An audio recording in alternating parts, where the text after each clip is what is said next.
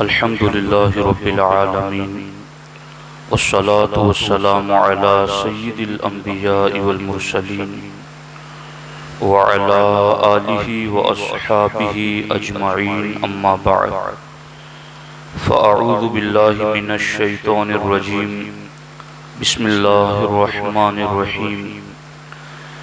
ان اللہ لا یضیع اجر المحسنین صدق اللہ العلی العظیم وصدق رسولہ النبی الکریم۔ انتہائی احترام و عقیدت کے ساتھ حضور سید المرسلین خاتم الانبیاء شفیع المذنبین رحمت للعالمین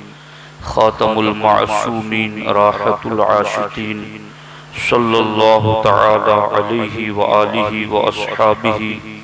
وبارک وسلم کی بارگاہ میں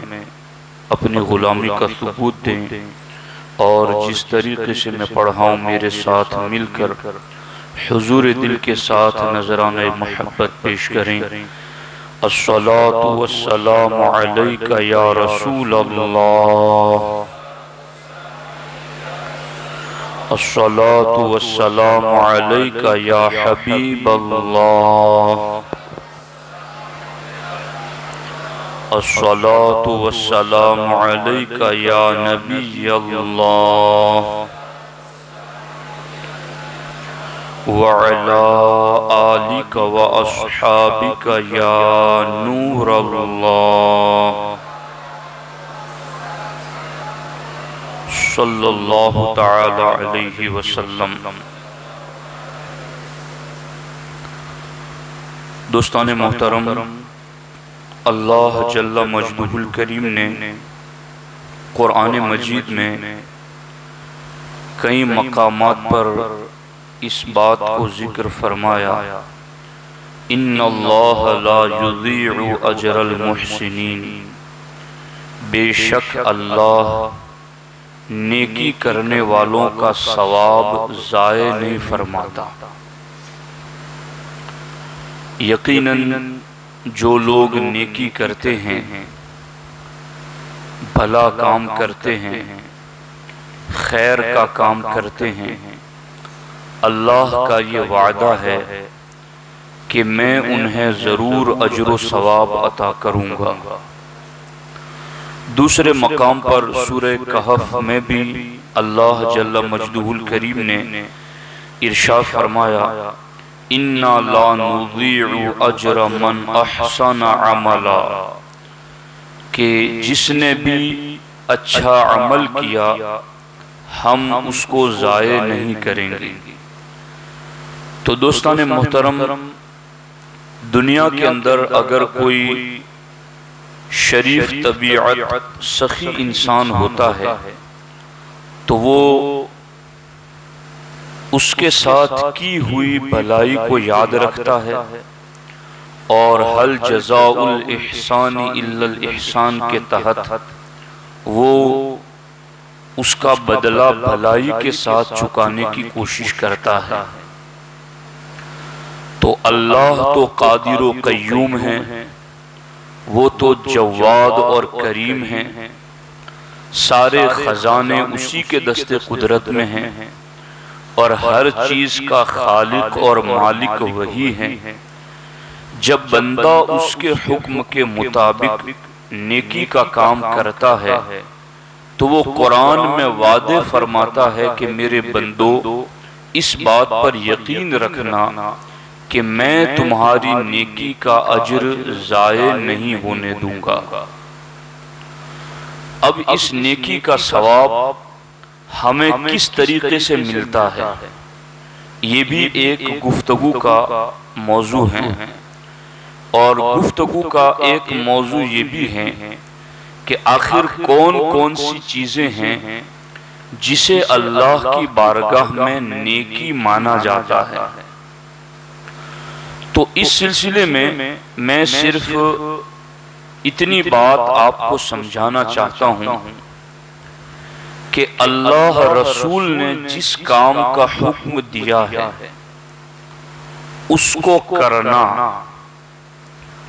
اور اس طریقے کے مطابق کرنا جو اللہ و رسول نے بتایا ہے یہ نیکی ہے۔ یعنی یہاں دو چیزیں ہیں، ایک تو اللہ و رسول کے حکم پر عمل کرنا، اور پھر وہ عمل بھی اپنی طبیعت کے مطابق نہیں، شریعت کے مطابق۔ جب یہ دو کام ملتے ہیں تو وہ نیکی اور عمل صالح بنتا ہے، اور جب ایسا عمل صالح اور نیکی مومن کرتا ہے تو پھر یقین رکھے رب کا وعدہ ہے، رب ضرور ثواب عطا فرمائے گا۔ تو اب اس میں ہمیں آج اپنا جائزہ لینا چاہیے، یعنی اپنے آپ کو ہمیں پرکھنا چاہیے، اپنے آپ پر ہمیں نظر ڈالنی چاہیے کہ ایک تو ہم نماز پڑھیں، تو چونکہ نماز پڑھنا اللہ رسول کا حکم ہے، زکوٰۃ دیں کیونکہ اللہ و رسول کا حکم ہے، ہم حج کریں، باقی طاعات، عبادات، خیرات، حسنات پر عمل کریں کیونکہ اللہ رسول کا حکم ہے۔ مگر کئی مرتبہ یہ دیکھا جاتا ہے کہ ہم کسی کام کو اللہ رسول کا حکم سمجھ کر تو رہے ہوتے ہیں، مگر طریقہ ہم اللہ رسول کا بتایا ہوا نہیں لیتے، اپنا خود ساختہ طریقہ وہاں جوڑ دیتے ہیں، جس کی وجہ سے محنت بھی ہوتی ہے اور اجر بھی نہیں ملتا۔ یعنی اس کو میں ایک مثال کے طور پر آپ کو سمجھاؤں کہ یہاں مکان بنانے کے لیے اینٹیں دھونا ہو، اینٹیں اٹھانا ہو، مزدور کو ہم یہ کہیں کہ تمہیں یہ اینٹیں یہاں سے اٹھا کر یہاں رکھنی ہیں،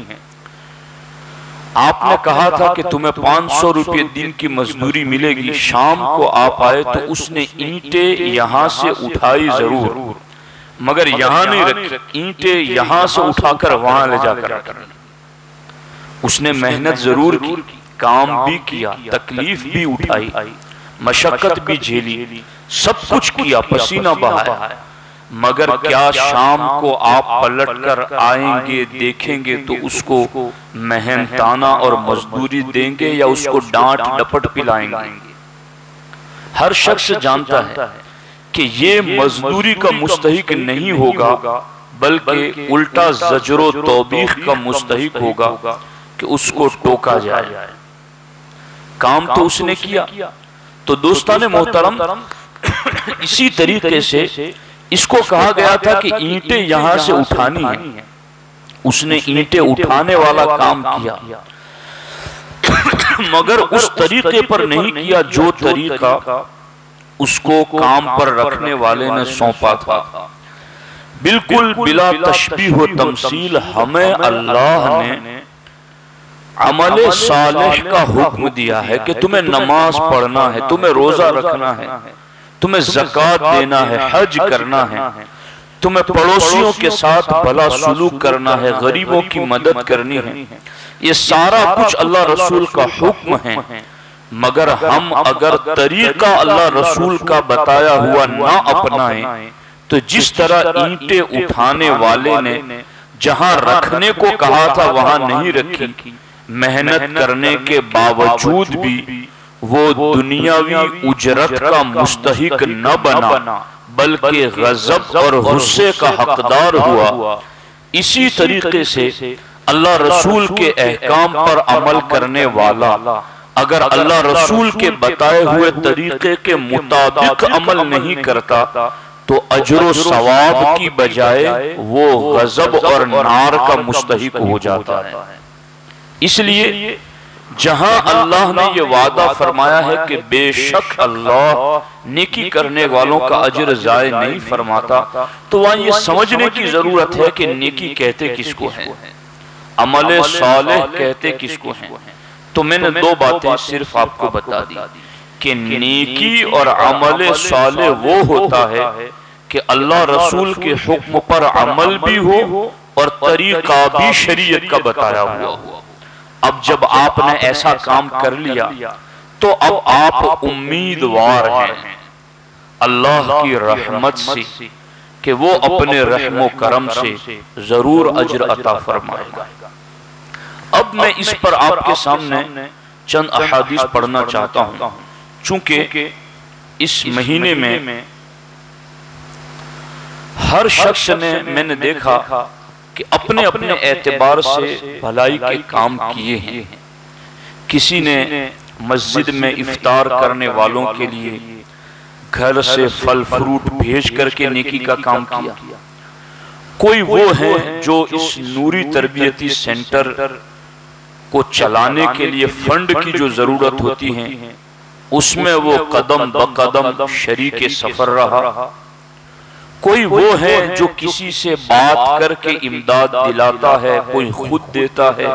کوئی امداد وصول کرنے کے لیے خود چلتا ہے، کوئی مسجد آ کر کے مسجد کو آباد کرتا ہے، قرآن کی تلاوت کرتا ہے، کوئی اذان دیتا ہے، کوئی اعتکاف میں بیٹھتا ہے، غرض کے ہر طرح کے لوگ۔ اور پھر میں نے اس سال ایسا، حالانکہ ہر سال ہی ہوتا ہے، لیکن اس سال میں نے نظر و نیاز کے حوالے سے بھی دیکھا تو الحمدللہ بہتر سے بہتر تاکراتوں میں نیاز اہل خیر حضرات کی طرف سے، نوجوانوں کی طرف سے، کمیٹی کی طرف سے کی گئی۔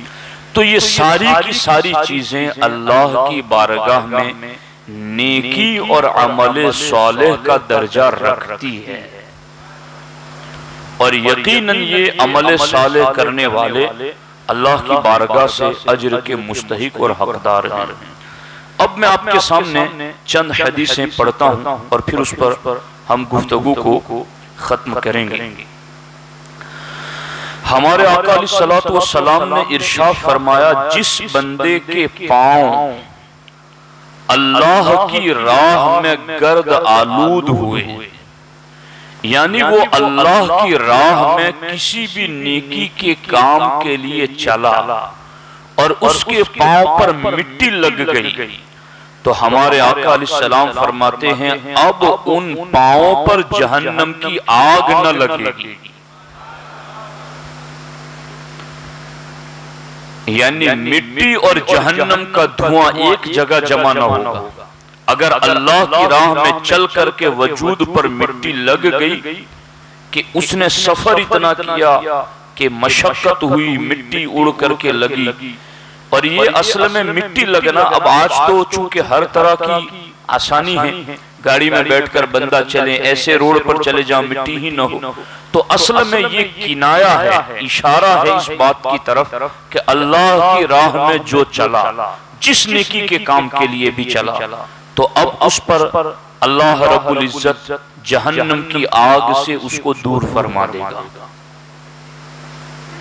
اسی طریقے سے آپ اس سلسلے میں ان احادیث کو بھی دیکھیں کہ ہمارے آقا حضور سید المرسلین صلی اللہ علیہ وآلہ وسلم نے اس سلسلے میں کیا ارشاد فرمایا ہے۔ اللہ کے رسول صلی اللہ علیہ وسلم سے کسی نے سوال کیا کہ بہترین اسلام کون سا ہے، تو ہمارے آقا علیہ السلام نے فرمایا تطعم الطعام وتقرأ السلام علی من عرفت ومن لم تعرف۔ سرکار نے فرمایا کہ بھوکوں کو کھانا کھلانا اور جس مومن کو آپ پہچانتے ہیں یا نہیں پہچانتے اسے سلام کرنا، یہ بہترین اسلام ہے۔ تو یہ جو آپ کھلاتے رہیں، کھلانے میں حصہ لیتے رہیں، تو اسلام کے بہترین پہلو پر آپ عمل کرتے رہیں۔ اور ہمارے آقا علیہ السلام نے ایک دوسرے مقام پر بھی فرمایا، حضرت عبداللہ ابن سلام رضی اللہ تعالی عنہ فرماتے ہیں کہ اللہ کے رسول صلی اللہ علیہ وسلم جس وقت مدینہ طیبہ میں تشریف لائے اور حضور کا پہلا کلام میں نے سنا، اور اس کلام کو سن کر اور حضور کو دیکھ کر میں ایمان لایا، وہ پہلا کلام یہ تھا، یا ایھا الناس افشوا السلام واطعموا الطعام وصلوا والناس نیام تدخلون الجنت بسلام۔ اللہ کے رسول علیہ السلام نے فرمایا، اے لوگو سلام کو خوب پھیلاؤ، کھانا کھلاؤ، جب لوگ سو جائیں تو نماز پڑھو اور سلامتی سے جنت میں داخل ہو جاؤ۔ اور کیجیے تو ان چیزوں میں بھی اطعم الطعام، کھانا کھلاؤ، اور جب لوگ سو جائیں تو نماز پڑھو، اور اہل ایمان کو سلام کرو اور سلامتی کے ساتھ جنت میں چلے جاؤ۔ یہ کتنی بڑی بشارتیں ہیں۔ ان کلمات کو سن کر کے عبداللہ ابن سلام فرماتے ہیں میں اسلام لے آیا، کہ ایسا کلام کوئی غیر نبی کر ہی نہیں سکتا ہے، یہ کلام نبی کا ہے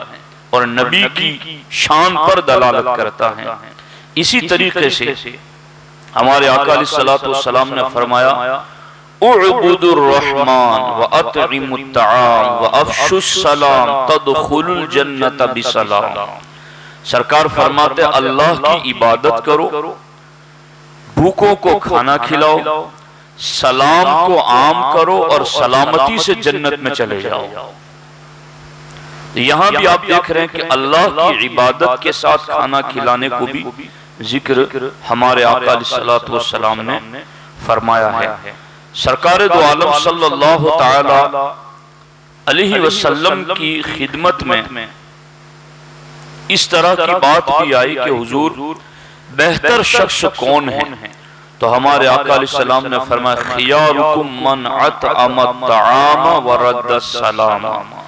تم میں سب سے بہتر وہ ہیں جو کھانا کھلاتا ہے اور سلام کا جواب دیتا ہے۔ اور کیجیے یہ کیسی فضیلتیں اور کیسا ایک ہمارے لیے ترغیبی معاملہ ہے۔ تو دوستان محترم، جتنی بھی نیکیاں آپ نے کی ہیں اللہ کا وعدہ ہے کہ اللہ نیکی کا اجر ضائع نہیں فرماتا۔ اب اس کے بدلے کی مختلف صورتیں ہوتی ہیں، کبھی اس کے بدلے کے رنگ ترنگ دنیا میں نظر آ جاتے ہیں، اور کبھی اس کے حقیقی جلوے آخرت اور قبر میں نظر آئیں گے، اور کبھی یوں ہوتا ہے کہ رب اس کا نور دونوں جہان میں عطا فرماتا ہے۔ تو ہمیں تو اللہ کی بارگاہ میں نیکی کرنے کے بعد یہی دعا کرنی ہے ربنا آتنا فی الدنیا حسنہ وفی الآخرت حسنہ، اے اللہ ہم نے تیری توفیق سے نیکی کی ہے، ثواب دنیا میں بھی عطا فرما اور آخرت میں بھی عطا فرما۔ تو اگر یوں اس طریقے سے ہم اجر و ثواب کے امیدوار نیکیاں کرتے رہیں گے تو یقیناً اللہ اس کا بدلہ دینے والا ہے۔ بس ایک حدیث پاک سنا کر گفتگو کو ختم کرتا ہوں، اور یہ چیز ہمارے آقا علیہ السلام نے خود بیان فرمائی۔ سرکار دو عالم صلی اللہ علیہ وسلم ارشاد فرماتے ہیں اے میری امت، اگلے زمانے میں بنی اسرائیل میں 3 لوگ سفر پر نکلے، ان کی یہ داستان آپ سننا تو پھر آپ کو احساس ہوگا کہ ہم پر بھی کبھی کبھی بڑی آزمائشیں آتی ہیں، مصیبتیں آتی ہیں، کبھی ہمیں مال کے ذریعہ آزمایا جاتا ہے کہ مال میں نقصان ہو جاتا ہے، کبھی ہماری اولاد کے ذریعہ ہمیں آزمایا جاتا ہے کوئی بیمار ہو یا پھر وصال کر جائیں، کبھی ہمیں اپنی ذات کے ذریعہ آزمایا جاتا ہے۔ تو ان ساری آزمائشوں میں جب ہماری مدد کی جاتی ہے اللہ کی بارگاہ سے تو نیکیاں اس مدد میں کیسی مددگار بنتی ہیں وہ اس سے آپ سمجھ سکتے ہیں۔ سرکار دو عالم صلی اللہ علیہ وسلم فرماتے ہیں وہ 3 بندے سفر پر نکلے، ایک جنگل سے گزر رہے تھے، رات ہو گئی، انہوں نے آرام کرنے کے لیے ایک پہاڑ کی غار کو اپنا مسکن اور ٹھکانہ بنایا کہ ہم اس غار میں چلے جائیں اور یہیں پر ہم تھوڑی دیر رات کو آرام کر لیتے ہیں۔ 3 لوگ جب اس غار میں چلے گئے، اب جب ان کی نیند ختم ہوئی، آنکھ کھلی تو انہوں نے دیکھا کہ جس دہانے سے وہ غار میں گئے تھے اس دہانے کے اوپر ایک بڑی چٹان آ کر کے رک گئی، اور اب وہ نکلنا چاہے تو نکل نہیں سکتے، اب وہ کوئی ایسا عام راستہ نہیں کہ کسی کو بلائیں نہ بلائیں تو کسی کو آواز پہنچے۔ اب وہ تینوں بندے اس غار کے اندر بالکل یوں سمجھو کہ وہ غار ان کی قبر بن چکی، اندھیرا ہی اندھیرا،